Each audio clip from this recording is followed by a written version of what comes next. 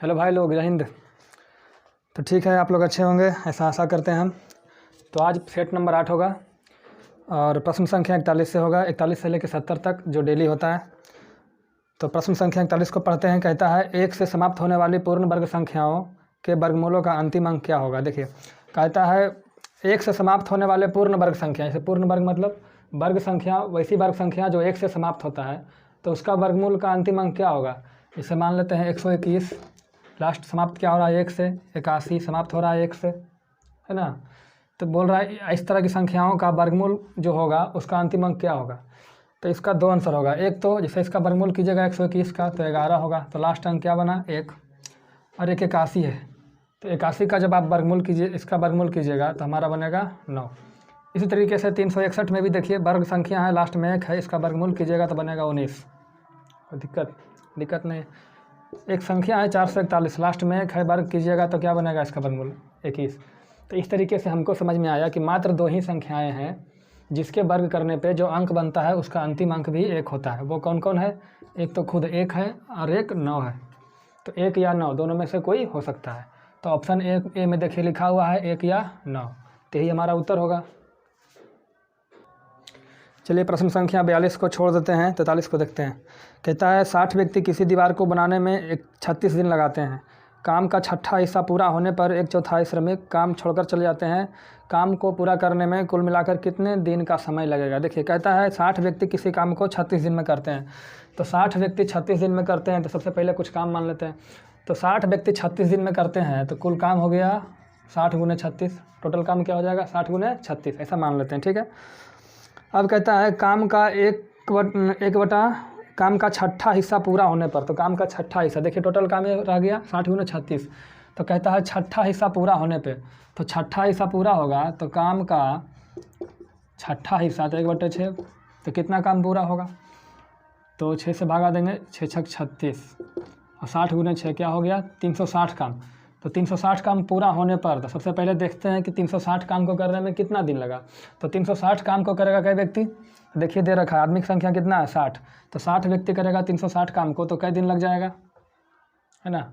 तो भागा देंगे तो हो जाएगा 6, यानी 60 व्यक्ति को 360 करने में कितना दिन लग गया हमारा 6 दिन का समय लग गया।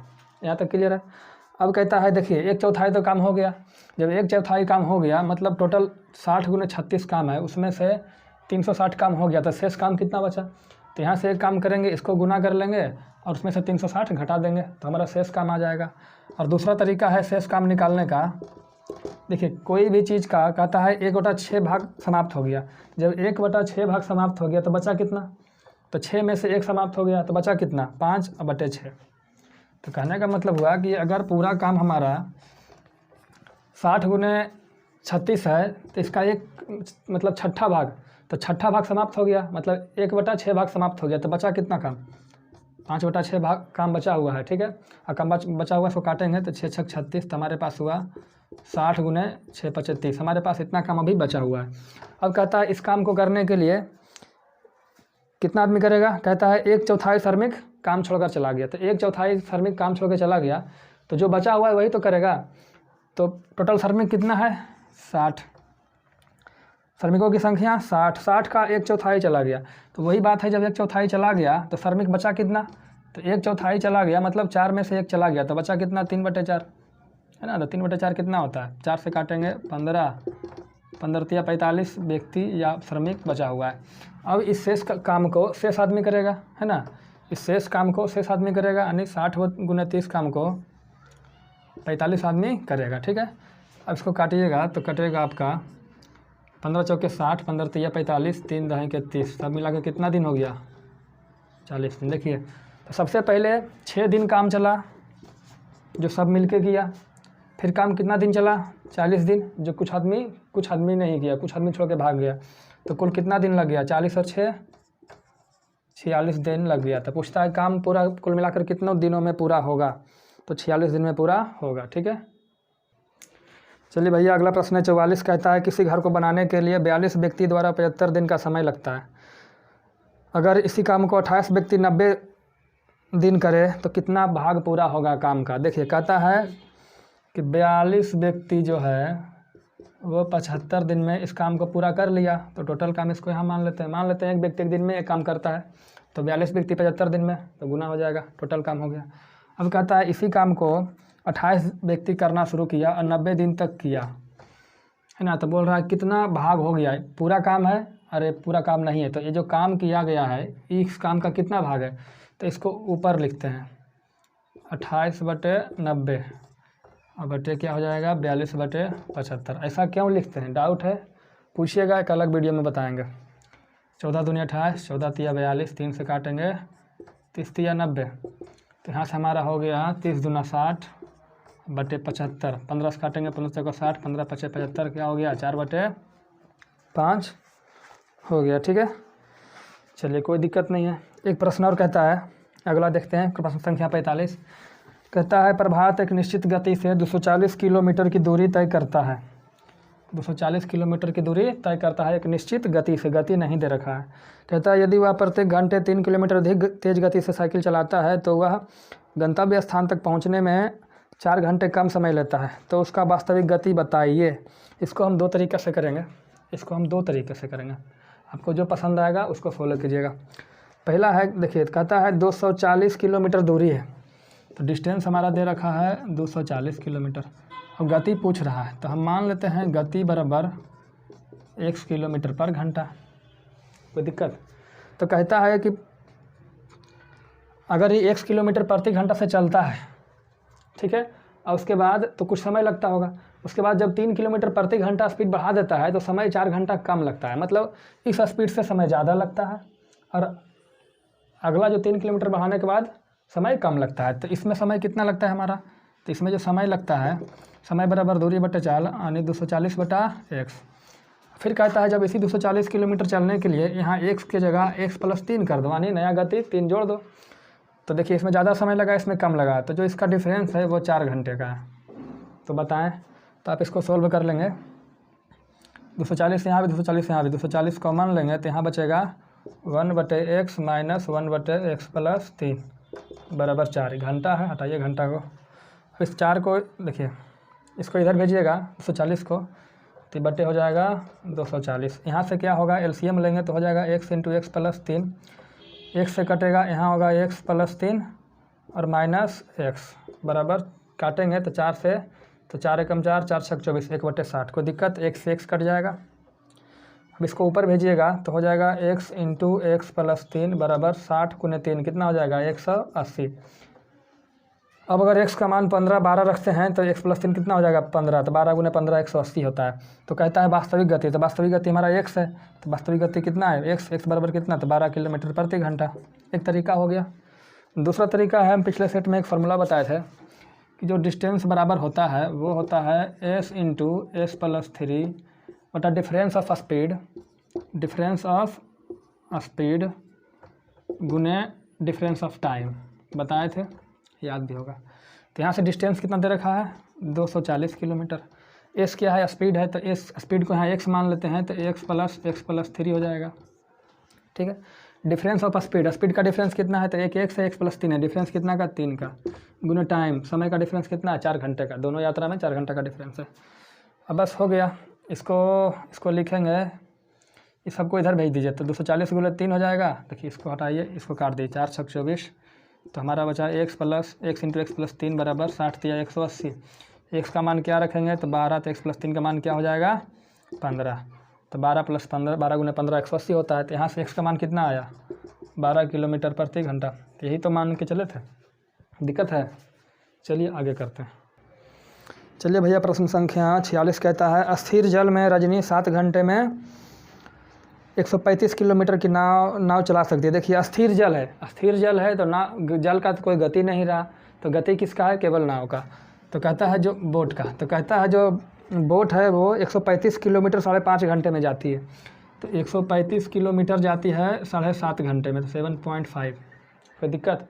तो हमारा दूरी बटा समय क्या हो गया, चाल, यानी बी का चाल, बी यानी बोट का चाल, तो इसको लिखेंगे बोट का चाल, डिटेल में हो गया। इसको काटेंगे तो यहाँ से दशमलव हटाएंगे तो यहाँ जाकर 10 से गुना हो जाएगा, 15 × 5 = 75 और 15 × 9 = 35 से 5 दूनी 10, 9 दूनी 18 किलोमीटर प्रति घंटा हमारा हो गया 9 का चाल। अब कहता है जब वह धारा के विपरीत, जबकि वह धारा के विपरीत 4 घंटे में 48 किलोमीटर 4 घंटे में चलती है। धारा के विपरीत, देखिए धारा के विपरीत जो है मतलब बोट चल रहा है, उसको धारा ढकेल रहा है, यही तो धारा का विपरीत हुआ। धारा के साथ V + W यानी बोट प्लस वाटर, धारा के विपरीत बोट माइनस वाटर। वो कितना है, वो 48 किलोमीटर जाता है 4 घंटे में। तो धारा के विपरीत चाल क्या हो गया, 12 किलोमीटर पर घंटा, है ना जी, धारा के विपरीत। तो कहता है यहाँ से धारा की चाल बताओ, धारा की चाल यानी पानी की चाल। तो हम जानते हैं, देखिए धारा के विपरीत तो B - W बराबर 12।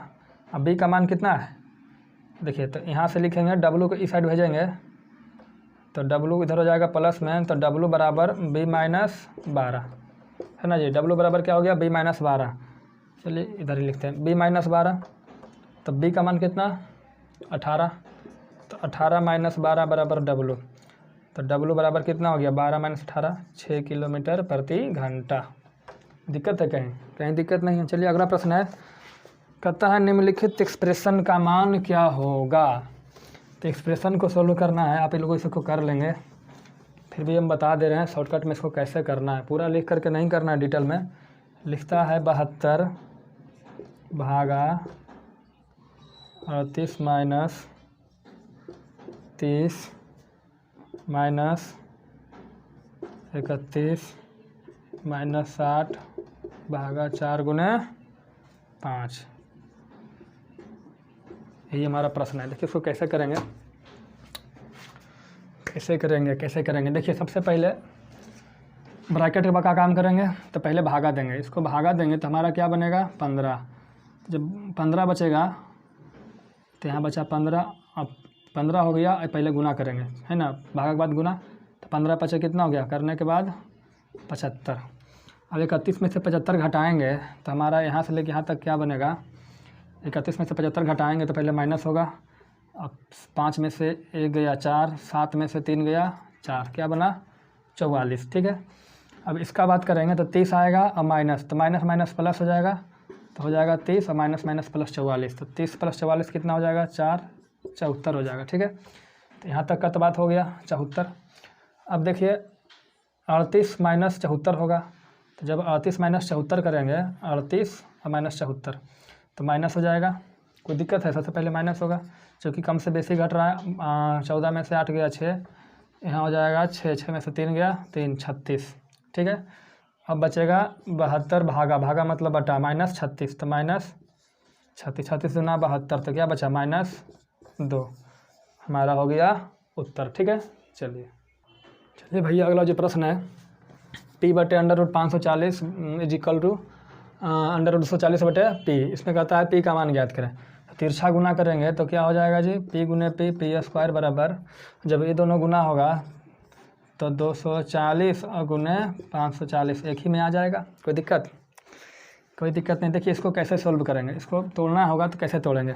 होता क्या है, 8 × 24, है ना जी, क्या होता है 8 × 24। तो इसको देखिए 16 × 5 = 80, 80 × 240, है ना, तो 16 × 5 = 80, तो 16 × 5 80 और गुने 3 240 हो गया, ठीक है। 16 में क्यों तोड़े, क्योंकि 16 का वर्गमूल होता है, बाकी जो बचा लिख दिए। 540 को तोड़ेंगे इस तरीके से तो क्या होगा, 8 × 9 = 54, यानी 80 × 9 होता है ना जी, 8 × 9 = 54। तो 80 को क्या लिखेंगे, 16 × 5 = 80, तो 16 × 5 = 80 और 9 × 54 9, तो 9 को क्या लिखेंगे, 9 को लिखेंगे हम यहाँ से 9 को 9 लिखते हैं, क्या दिक्कत है। तो हमारा यहाँ से P² बराबर हो गया, देखिए 16 यहाँ है, 16 यहाँ है, 5 यहाँ है, 5 यहाँ है, ठीक है, सही है ना जी। 16 × 5 = 80, 240, 8 × 24, इसको करेंगे 16 × 5 = 80, 8 × 9 = 72, गलत हो गया, इसको सही से करेंगे। तो 540 को तोड़ेंगे तो हो जाएगा 9 × 6 = 54, 6, तो 9 × 6 = 54 और 9 से तो 60 बचा, 60 को तोड़ेंगे तो 12 × 5 = 60, तो 4 गुने 3 4 12 25 60, देखिए तो हो गया ना। 4 12 25 60 और 60 गुने 9 तो 6 9 54 540 हो गया। अब यहाँ से देखिए 16 का निकलेगा वर्गमूल तो क्या आएगा 4, यहाँ भी 5, यहाँ भी 5, तो ये दोनों 5 में से एक 5 आएगा तो 4 गुने 5। देखिए 9 का वर्गमूल आएगा 3, एक 3 यहाँ एक 3 यहाँ, वर्गमूल आके 3 एक 3 आएगा और 4 का वर्गमूल 2। ठीक है, इस तरीके से हो गया। अब देखिए ये तो था पी स्क्वायर, अब चूँकि यहाँ से निकालेंगे पी बराबर, तो जब यहाँ से स्क्वायर हटेगा तो एक रूट चढ़ जाएगा। अब देखिए यहाँ से निकलेगा क्या क्या निकलेगा, 4 का पहले वर्गमूल क्या निकलेगा, तो 4 का वर्गमूल निकलेगा 2। देखिए 5 है तो 5 तो निकलेगा नहीं, सिंगल 5 है, 3 है 3 है तो एक 3 निकल गया। देखिए 5 और 2 बेचारा अंदर ही रह गया, तो 5 और 2 अंदर रह गया तो 5 दूनी कितना हो गया 10, तो कुल मिला के हो गया 3 दूनी 6 रूट 10। यही हमारा क्या होगा उत्तर होगा। ठीक है, आइए चलिए देखिए प्रश्न संख्या 49 पढ़िएगा, हम समझाते हैं। कहता है त्रिभुज ABC है। ठीक है, हम एक त्रिभुज बनाते हैं ABC, बड़ा त्रिभुज बना भाई ABC। चलिए हम त्रिभुज बनाते हैं ABC। ठीक है, तो इसमें दो तरह का वृत्त बनता है। एक वृत्त बनता है जो बाहर बाहर बनता है, इसको बोलते हैं परिवृत्त। क्या बोलते हैं? परिवृत्त, अंग्रेजी में सर्कम सर्किल। और एक अंदर बनता है, इस तरीके से फिगर थोड़ा सा है ना, इसको बोलते हैं परिवृत्त। ये हो गया परिवृत्त। और ये जो बना आपका ये होता है अंतःवृत्त। क्या होता है? अंतःवृत्त। दोनों का कुछ ना कुछ त्रिज्या होता है। इसका त्रिज्या को हम दर्शाते हैं कैपिटल आर से, चूँकि परिवृत्त बड़ा है तो त्रिज्या बड़ा होगा। और इसके त्रिज्या को दर्शाते हैं स्मॉल आर से। ठीक है, अंदर वाला है। अब देखिए यहाँ दो तरह का सेंटर बनता है। एक सेंटर बनता है इसका बड़ा वाला वृत्त का, बड़ा वाला वृत्त का सेंटर बनता है। एक त्रिज्या बनता है तो इसको बोलते हैं कैपिटल आर। और एक सेंटर बनता है छोटा वाला वृत्त का। ज़रूरी नहीं है कि दोनों एक ही जगह, अलग अलग जगह होता है। तो एक यहाँ बनता है, दोनों सेंटर है, तो यहाँ से इसका त्रिज्या ये होगा, है ना जी, ये होता है स्मॉल आर। पूछता है कि इन दोनों के बीच का दूरी बताओ, तो बीच का दूरी क्या बचा? तो बीच का दूरी जो रेड वाला है ना, यही बीच का दूरी पूछ रहा है। इस दोनों के बीच का दूरी निकालो। ठीक है, तो इन दोनों के बीच का दूरी निकालने के जो फार्मूला होता है वो डिस्टेंस बराबर होता है अंडर रूट कैपिटल आर का स्क्वायर माइनस 2 गुने capital R into small R, यही होता है। ठीक है, और कैपिटल आर का मान 6 दे रखा है प्रश्न में, स्मॉल आर का मान दे रखा है 2। ठीक है, तो 6 का स्क्वायर कितना होगा? 36 माइनस 2 गुने 6, तो 2 दूना 4 6 24, डायरेक्ट लिखते हैं 24। 36 में से 24 गया, क्या बचेगा? रूट 12 निकालेंगे तो 2 रूट 3। यही हमारा डिस्टेंस है 2 रूट 3, जो सेंटीमीटर है सेंटीमीटर, मीटर है तो मीटर, इकाई है तो इकाई। चलिए भाई सब अगला प्रश्न पढ़िए। कहता है त्रिभुज XYZ में बाई पर समकोण है। ठीक है, त्रिभुज XYZ में बाई पर समकोण है। देखिए त्रिभुज है XYZ में बाई पर समकोण है, और कहता है जो एंगल वाई है उसका मान है 30 डिग्री, सॉरी एंगल जेड जो है 30 डिग्री। जब ये जेड 30 डिग्री है तो हमारा क्या बना? तो ये हमारा बना 60 डिग्री। तो कहता है साइन x माइनस कितना है 3/√2, 3/√2 का मान क्या होगा? सही है क्वेश्चन। चलिए प्रश्न सही है। तो देखिए साइन x, तो साइन x का मान कितना है? 60, तो साइन 60 माइनस जो है वो साइन 60 का मान कितना होगा? तो होता है 2/√3। क्या होता है? 2/√3 और माइनस 3/√2। कोई दिक्कत नहीं, एलसीएम लेंगे तो √3 गुने गलत है जी, इसका मान होता है साइन 60 का √3/2। क्या होता है? √3/2, गलती बना दिया था। यहाँ से एलसीएम लेंगे तो हो जाएगा 2√2। अब यहाँ से 2 से 2 भागा देंगे तो √3 गुने √2 होगा, तो क्या हो जाएगा? √6 माइनस। अब देखिए √2 से √2 कट गया, 2 3 6। अब कुछ होगा आगे? कुछ नहीं होगा, तो ये हमारा उत्तर हो गया। चलिए अगला प्रश्न संख्या 51 देखते हैं। कहता है एक समांतर समलंब चतुर्भुज है। ठीक है, तो समलंब चतुर्भुज का आप लोग जानते हैं, समलंब चतुर्भुज का भुजा जो है समांतर भुजा होता है, उसका अनुपात दे रखा है और उसके बीच का दूरी यानी हाइट दे रखा है और क्षेत्रफल दे रखा है। तो कहता है इसका भुजाओं का योग बताइए, है ना, समांतर भुजाओं का योग। समलंब चतुर्भुज देखिए इस तरीके से होता है, हम लोग बनाते हैं इस तरीके से। ठीक है, ये क्या है? समलंब चतुर्भुज है। तो इसमें कहता है कि जो भुजा समांतर है उसका अनुपात है 5:3 है, क्या है? 3:2 है। तो दो भुजा है तो एक को मान लेते हैं 3x, एक को मान लेते हैं 2x, समांतर भुजा का अनुपात है। ठीक है, हाइट दे रखा है, क्षेत्रफल दे रखा है। तो क्षेत्रफल का फार्मूला होता है 1/2 गुना समांतर भुजाओं का योग। तो क्षेत्रफल का जो फार्मूला होता है, क्षेत्रफल कितना है 540 नहीं 450, क्षेत्रफल बराबर 1/2 गुना समांतर भुजाओं का योग। इसका योग कीजिएगा तो 3 और 2 5x, और गुने ऊंचाई, ऊंचाई कितना है 15, कोई दिक्कत नहीं है।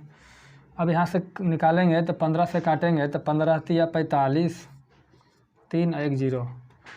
अब देखिए यहाँ से काटिएगा तो 5 से काटिएगा 5 6 30, तो 6 गुने 2 कितना हो गया 12 बराबर x, तो x बराबर 12 हो गया, x बराबर 12। तो कहता है भुजाओं का योग बताइए। तो भुजाओं का योग तो एक 3x है 2x है, समांतर भुजाओं का योग। तो 3x तो 2x जोड़ के कितना आएगा 5x, तो 5x आई चाहिए, तो 5 गुने x का मान कितना 12, तो 12 25 60 सेंटीमीटर, सेंटीमीटर होगा। ठीक है, चलिए अगला प्रश्न कहता है, इसी में खींच लेते हैं। कहता है एक समांतर चतुर्भुज की भुजाएं 15 7 और 20 है। समानांतर चतुर्भुज है, समलंब था। तो समानांतर चतुर्भुज का जो भुजा है 15 7 और 22, 15 7 जोड़ के भी 22 हो जाता है, 15 7 और 22। देखिए जो हमारा समांतर चतुर्भुज होता है इस तरीके से होता है।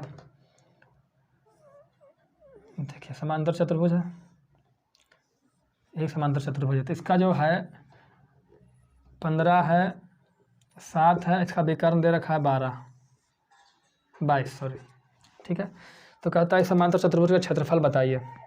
देखिए यहाँ से एक चीज़ समझना होता है कि जो पूरा फिगर है समांतर चतुर्भुज है, विकर्ण जो है इसको 2 बराबर भागों में बांटता है। इसका मतलब हुआ कि जो इसका क्षेत्रफल होगा वो इसका क्षेत्रफल होगा। अब ये त्रिभुज का क्षेत्रफल है ना, यानी एक त्रिभुज का क्षेत्रफल जितना होगा उतना ही दूसरा त्रिभुज का क्षेत्रफल होगा। तो यानी समांतर चतुर्भुज का जो क्षेत्रफल होगा वो होगा 2 गुने त्रिभुज का क्षेत्रफल। मतलब कि एक त्रिभुज का क्षेत्रफल निकाल दो और 2 से गुना कर दो। क्यों? क्योंकि ये भी 7 होगा, ये 15 है तो ये भी 15 होगा, 22 दोनों में कॉमन है। ठीक है, अब देखिए इसका फार्मूला निकालने के लिए 1/2 आधार गुना ऊंचाई का फार्मूला लगेगा नहीं। क्यों? क्योंकि ऊंचाई दे नहीं रखा है, ऊंचाई थोड़ी ना है।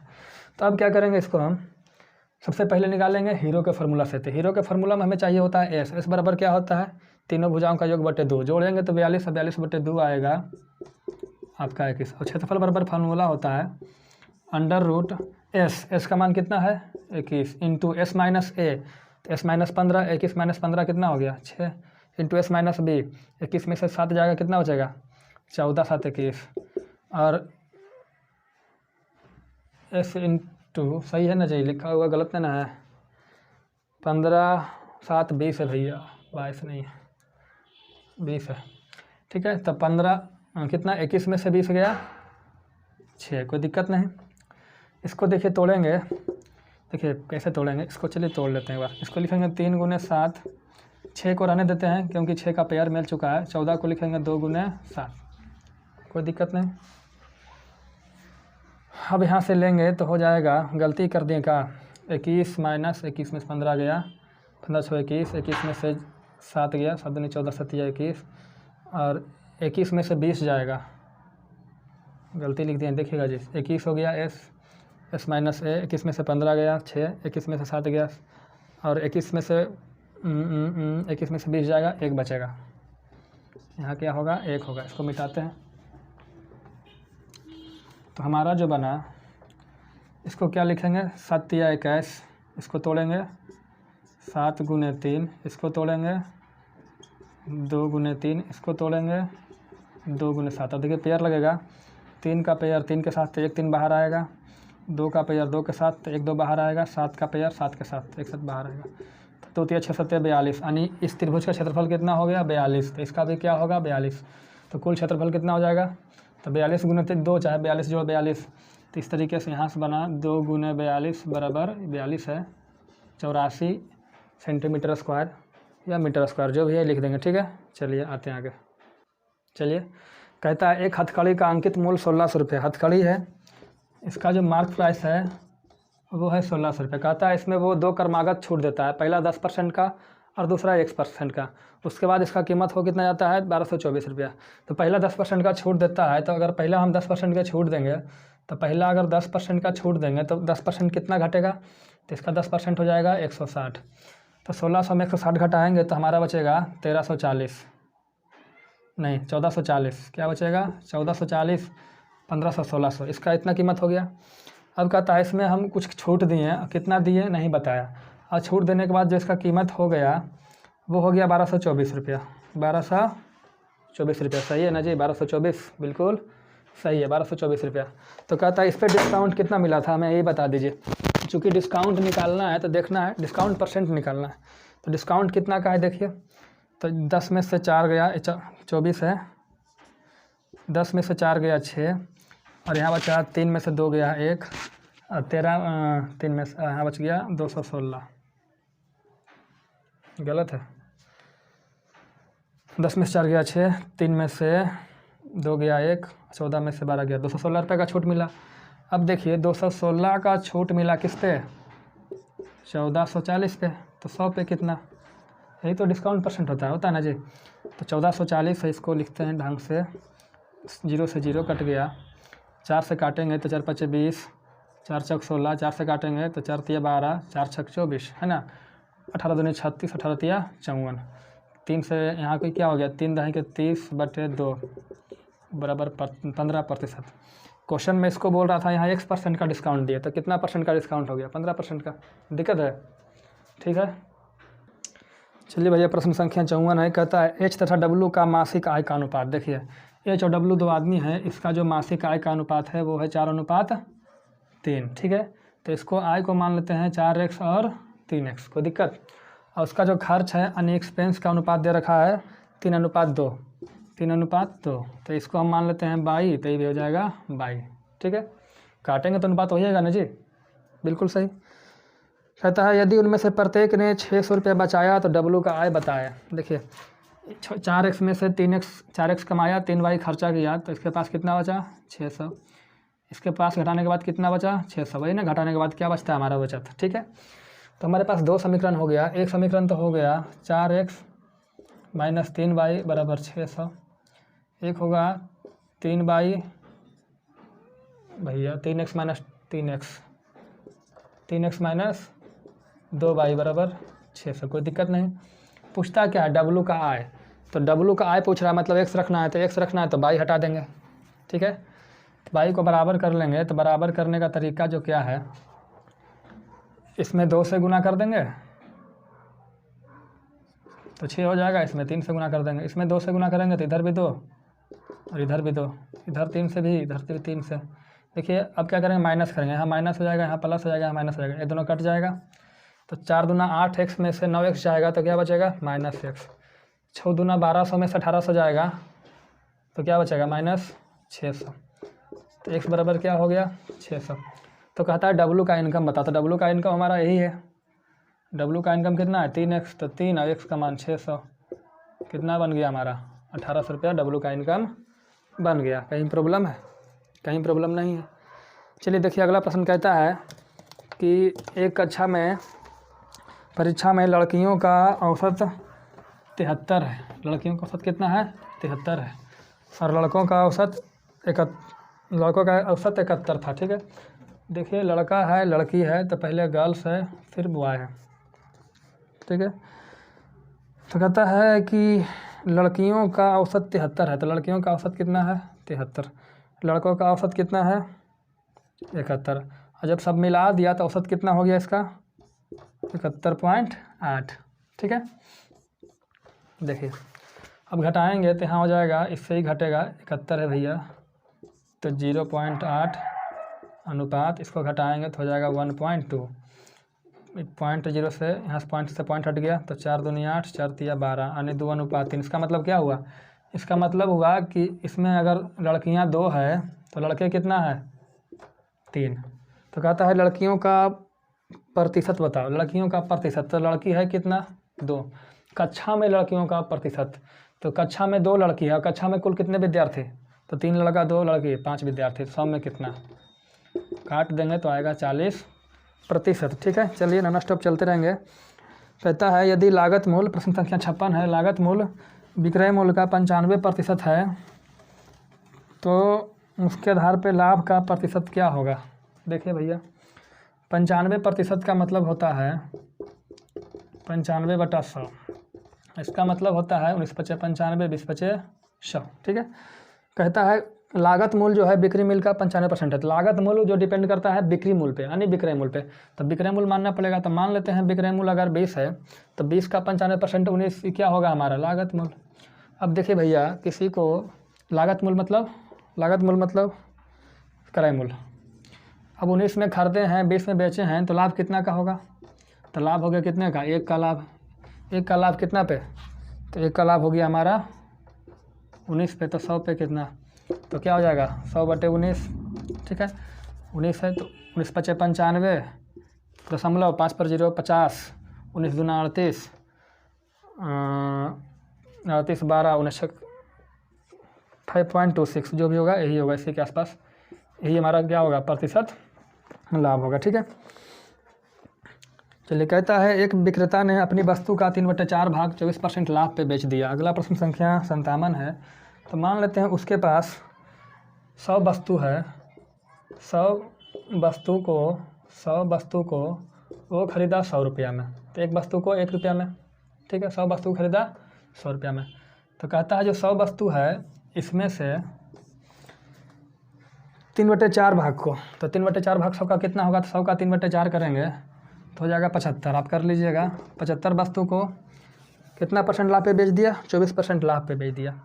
अब 75 को बेचेंगे 24% लाभ पे, तब एक लाभ पर क्या हो जाएगा विक्रय मूल्य। तो 75 × 124/100, 24 था तो 100 जोड़ेंगे तो 124 हो जाएगा। काटेंगे तो 25 × 75, 25 चौका 100, 4 से काटेंगे 4 × 12, 4 एकम 4, 3 × 31 93 रुपया। देखिए 75 रुपया इसका क्रय मूल्य था, बेच दिया कितना में 93 में। और कहता है बाकी वस्तु को, तो बाकी वस्तु कितना 25 वस्तु, इसको बेच दिया क्रय मूल्य पे, मतलब लागत मूल्य पे। तो लागत मूल्य कितना है, एक वस्तु का 1 रुपया, तो 25 वस्तु को कितना बेच दिया 25 रुपया में। तो इस तरीके से कुल क्रय मूल्य कितना हो गया 100 रुपया, और कुल विक्रय मूल्य कितना हो गया 93 और प्लस 25। तो 93 इधर और 25 इधर, कुल मिलाकर विक्रय मूल्य हो गया 5 3 8 और 9 2 11, है ना। अब किसी चीज़ को 100 रुपया में ख़रीदा है और 118 में बेच दिया है, तो लाभ कितना 18 का लाभ कितना में 100 में, तो 100 में किसी चीज़ वही तो अपने आप में परसेंट है, तो 18% का लाभ होगा। कोई दिक्कत है। चलिए अगला कहता है एक कार्यालय में 40% महिला कर्मचारी है। अब कोई ऑफिस है भैया, उसमें 40% महिला कर्मचारी है, तो पुरुष कर्मचारी कितना है 60%, है ना। तो मान लेते हैं किसी ऑफिस में 100 कर्मचारी है। अब कहता है 100 में से महिला कर्मचारी कितने हैं 40%, तो 40% कितना हुआ 100 का 40, महिला कितनी 40, अब पुरुष कितना बचा 60 बचा। अब कहता है उनमें से मतलब पूरा में से, उनमें से 40% महिला 60% महिला ने पुरुष ने मुझे वोट दिया, मतलब 40% महिला ने वोट दिया, तो जो मुझे वोट दिया वो 40 का 40% देगा, है ना जी। तो 40 का 40% कितना होगा, तो 40 का 40% 0 से 0, मतलब 16 लोगों ने वोट दिया महिला में से। अब पुरुष का कितना वोट दिया, तो पुरुष का 60% लोगों ने वोट दिया, तो 60 का 60% वोट दिया, 0 से 0 कितना वोट दिया 36 लोगों ने वोट दिया। अब देखिए 16 महिला और 36 पुरुष ने हमको वोट दिया, तो वोट कितना हो गया जोड़ लेंगे तो 6 6 12 और 3 1 4 1 5, 52 लोगों ने वोट दिया कुल मिलाकर के महिला पुरुष। कहीं प्रॉब्लम है। चलिए अगला प्रश्न है, किसी कहता है कि 100 रुपये की वस्तु की पहले की कहता है 100 रुपये की एक वस्तु की कीमत पहले 10% बढ़ा दिया जाता है, फिर 10% बढ़ा दिया जाता है, तो उसका कुल वृद्धि कितना होगा। देखिए कहता है किसी वस्तु का कीमत 100 रुपया, ठीक है, इसमें आप पहले बढ़ाइए 10%, तो 100 का 10% कितना होगा, पहले बढ़ाइए 10%, तो इसका 10% कितना होगा 10 रुपया होगा, तो क्या हो गया 110। अब कहता है फिर इसमें बढ़ाइए 10%, तो 110 का 10% कितना होगा, तो इसका 10% हो जाएगा 11, तो 110 में 11 बढ़ाइए कितना हो जाएगा 121। कहता है इसके बाद हमको बताइए कितना का वृद्धि हुआ, है ना जी, कितना का वृद्धि हुआ, कितना वृद्धि हुआ। अब देखिए 100 का चीज़ 121 हो गया, तो वृद्धि कितना हो गया 21 का वृद्धि हुआ। प्रॉब्लम है, हैं। चलिए अगला प्रश्न है टाइम एंड डिस्टेंस। कहता है एक व्यक्ति 10 किलोमीटर प्रति घंटा की गति से साइकिल से चलकर अपना कार्यालय 6 मिनट देरी से पहुंचता है। जब उसने अपनी गति 2 किलोमीटर प्रति घंटा बढ़ा दिया तो 6 मिनट पहले पहुंच गया, डिस्टेंस बताएं। तो अभी आपको हम बताए थे कि जो डिस्टेंस का फार्मूला होता है वो होता है पहला स्पीड फिर बढ़ा हुआ स्पीड, है ना जी, कैसे बताए थे जी, देखिए स्पीड प्लस बढ़ा हुआ स्पीड, तो पहला स्पीड कितना था, तो पहला स्पीड था हमारा 10 किलोमीटर, बढ़ा कितना 2 किलोमीटर, तो 10 से 2 कितना हो गया 12, कोई दिक्कत। और यहाँ डिफरेंस ऑफ स्पीड, तो 10 और 12 का डिफरेंस कितना 2, और गुना टाइम कितना लगा, देखिए 6 मिनट पहले फिर 6 मिनट बाद। इसका मतलब हुआ कि मान ले जाए किसी को 8 बजे पहुँचना है, तो मान लेते हैं यहाँ 8 बजे यहाँ 8 बजता है, किसी को यहाँ पहुँचना है 8 बजे तक, और कोई 6 मिनट पहले पहुँच रहा है और बाद में 6 मिनट के बाद पहुँच रहा है, मतलब यहाँ पहुँच रहा है, तो दोनों का डिफरेंस कितना होगा, तो 6 मिनट पहले 6 मिनट बाद, कुल में कितना 12 मिनट, तो 12 मिनट का डिफरेंस हुआ। देखिए किलोमीटर घंटा में है मिनट में है, कैसे चलेगा, घंटा में बदलेंगे, तो 12 से काटेंगे 12 25 60, 5 दूनी 10, 10 से 10 कट गया, तो डिस्टेंस हमारा क्या हो गया 12 किलोमीटर। फार्मूला याद होना चाहिए। चलिए अगला जो कहता है 2 अंकों वाली एक संख्या उसके अंकों के उलट देने पर प्राप्त होने वाली संख्या का एक वर्ग है। देखिए इससे कहता है 2 अंकों की कोई संख्या है, तो मान लेते हैं 2 अंकों की, देखिए 2 अंकों की संख्या क्या होता है समझिए, अगर डिटेल में समझना है तो लिखते हैं 12, तो 12 को हम कैसे लिखेंगे, 2 अंक तो है ही, इसको लिखेंगे 10 + 2 है ना जी, तो इसको कैसे लिखेंगे 1 × 10 + 2 × 1, ऐसे भी 2 इकाई है 1 दहाई है, ऐसे ही ना तोड़ते हैं इकाई दहाई सैकड़ा। तो कहता है 2 अंकों की संख्या है, तो मान लेते हैं 2 अंकों की संख्या है वो है x बाई, ठीक है। कहता है जब इसको उलट देते हैं तो इसको उल्टेंगे तो क्या बनेगा बाई x, जैसे 12 को उल्टेंगे तो 21 बनेगा। तब x बाई को हम क्या लिखेंगे, तो हमको इसको लिखेंगे 10x + बाई, क्यों, क्योंकि दहाई है तो इसमें 10 से गुना किए, बाई इकाई है तो 1 में गुना किए। उलट देने पर तो उलट देंगे तो क्या बन जाएगा 10 बाई + x, दहाई में 10 से, इकाई में 1 से गुना किए। जब अथी करके उलट करके जोड़ते हैं तो जोड़ने के बाद क्या होता है, देखिए कहाँ गया जी, उलट करके जोड़ने के बाद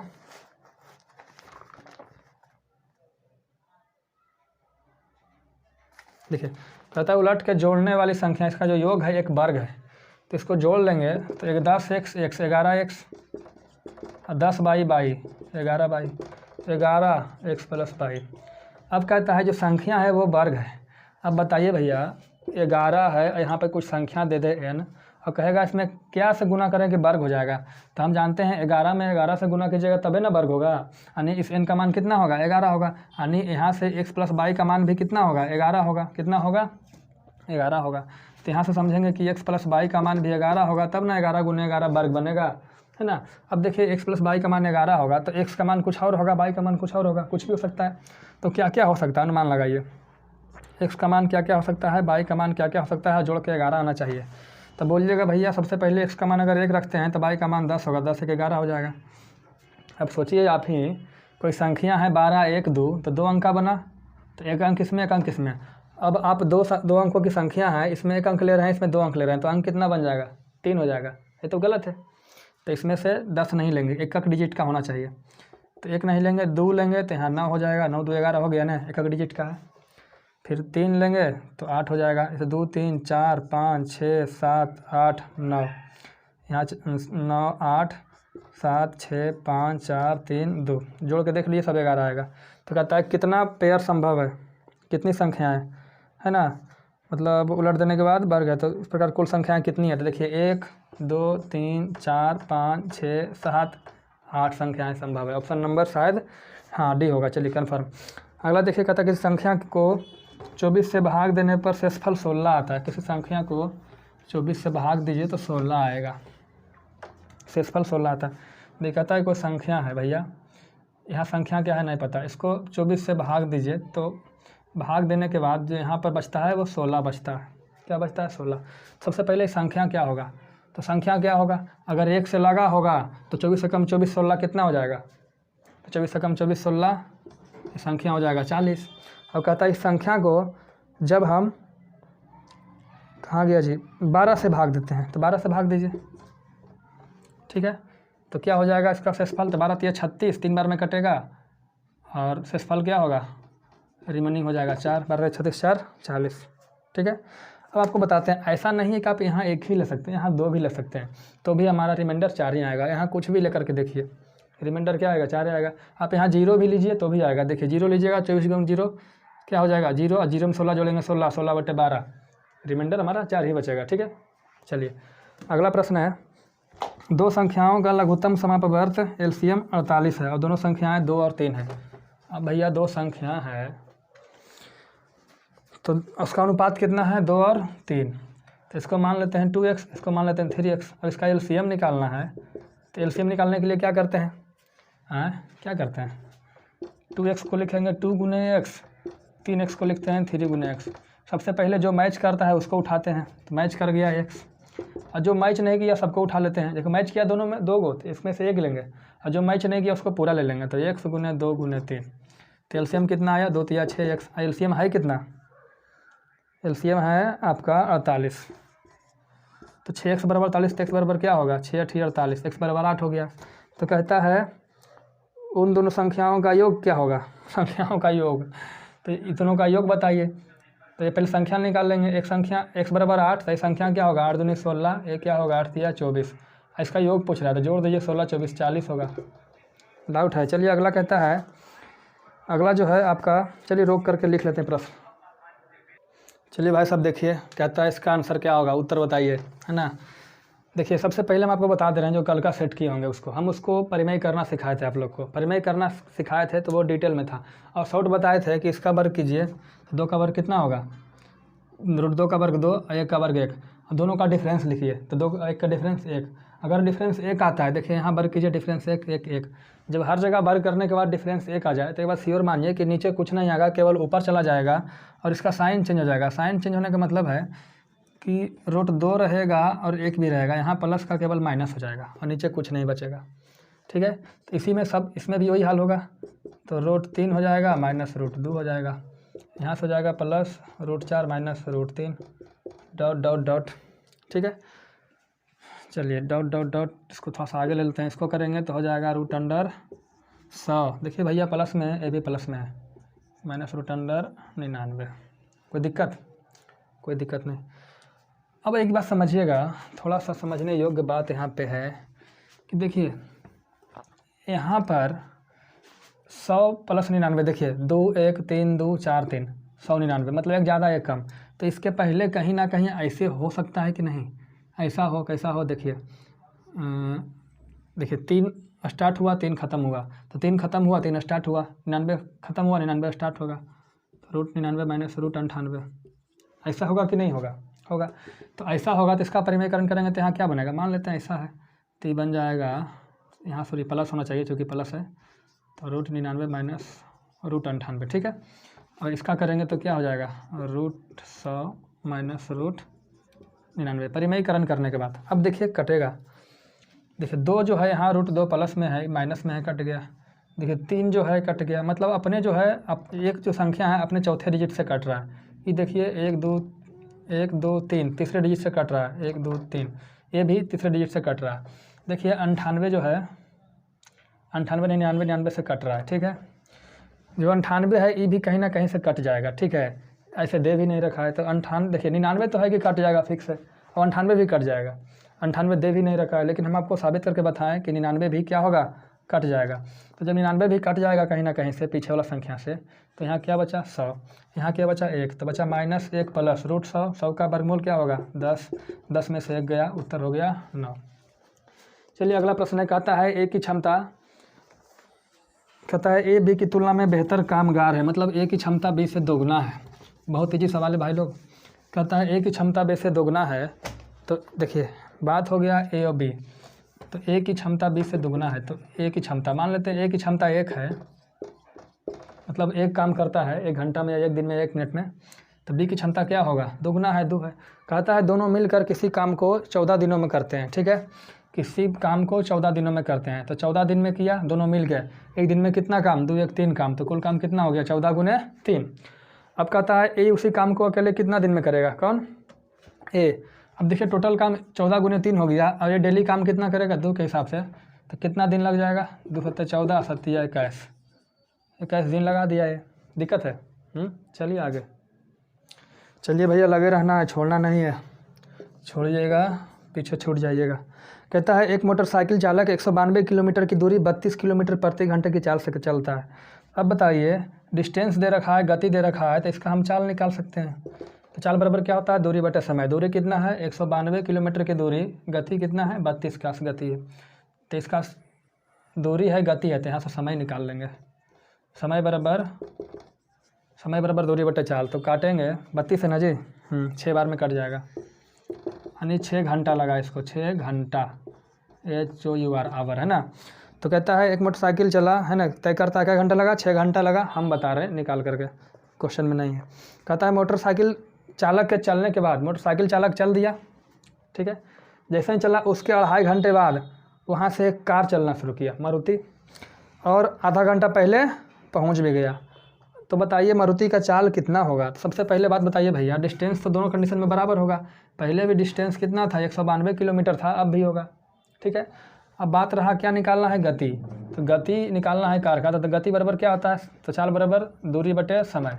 तो दूरी तो मिल गया, अब समय चाहिए। तो समय देखिए, ये मोटरसाइकिल वाले भैया 6 घंटा लिए थे, और कहता है कार वाले भैया 2.5 घंटा लेट से चलवे किया, है ना, 2.5 घंटा लेट से चला और आधा घंटा पहले पहुँच गया। तो कुल मिला के कितना घंटा समय लिया वो मारुति वाला, तो 2.5 घंटा और आधा घंटा सब मिला के 3 घंटा कम लिया। तो 6 घंटा ही लिया और 6 घंटा में 3 घंटा वो कम लिया मारुति वाला, तो लिया कितना, 3 घंटा। तो डिस्टेंस कितना हो गया, 192, इसका समय 3, समय नहीं, हाँ समय 3। तो गति हो गया 3 छक 18, 3 चौक 12, 64 किलोमीटर प्रति घंटा। देखिए बहुत ही स्पीड चल रहा है। चलिए अगला जो है आपका प्रश्न संख्या 67, 68, 69, 70 जो भी है 4 क्वेश्चन, वो आपका पाई चार्ट से दिया हुआ है। देखिए पाई चार्ट आपके समझ दिख रहा होगा, हमको तो नहीं दिख रहा है, आप लोगों को दिख रहा होगा। कहता है प्रश्न संख्या 67, पाई चार्ट दे रखा है ना, उसमें देखिए दे रखा है उत्पादन और वर्ष ईयर। कहता है वर्ष 1997 की तुलना में 98 में कितना % का वृद्धि हुआ। तो कहता है 1997 की तुलना में 1998 में कितना % का वृद्धि हुआ। तो देखिएगा 10,000 टनों में दिया हुआ है, उसको इग्नोर करेंगे। देखिए कहता है 1997 में कितना उपज हुआ जी, 97 में 60,000 टन, और 98 में कितना हुआ, 45। तो बढ़ा कहाँ है, तो घट गया। तो कितना घट गया, तो घट गया आपका 60, 45 कितना होगा जी, 10 में से 5 गया 5, और यहाँ हो गया 5 में से 4 गया 15 टन घट गया, या 15,000 टन घट गया, जो भी बोलिए। कितना में घटा, 60 में। तो 100 में कितना घटा, यही तो % है। तो 15 चौके 60, 4 से काटेंगे 25, तो हमारा घट गया कितना, 25% घट गया। अगला प्रश्न संख्या 68 है, चलिए देखिए। कहता है कितनों वर्षों में उर्वरक का उत्पादन प्रदत्त वर्षों के औसत उत्पादन से अधिक हुआ है। देखिए पहले औसत निकालेंगे, 95, 96, 97, 98 से लेकर 2002 तक। देखिए 95 में 25,000 टन का उत्पादन हुआ, 96 में 40 का, 97 में 60 का, और 98 में 45 का, 99 में 65 का, 2000 में 50 का, और 2001 में 75 का, और हो गया फिर 80 का। सबसे पहले औसत निकालेंगे, तो औसत बराबर क्या होगा, योग बटे संख्या। तो योग करेंगे, तो योग करने का तरीका देखिए कैसे योग करेंगे फटाफट। देखिए 60, 40, 100 हो जाएगा, 45, 25, 45, 50, 20, 70 हो जाएगा। देखिए इसको जोड़ लीजिए, तो 65 और 7, 13, 1, 14, 140 हो जाएगा। अब 50, 30 कितना हो जाएगा, 50, 30, 8, 5, 13, 130 हो जाएगा। तो योग कीजिए, तो 100 + 70, 100, 200, 300, 300, 70 और 70, 370 और 70, 7, 7, 40, तो 70, 440 हो जाएगा।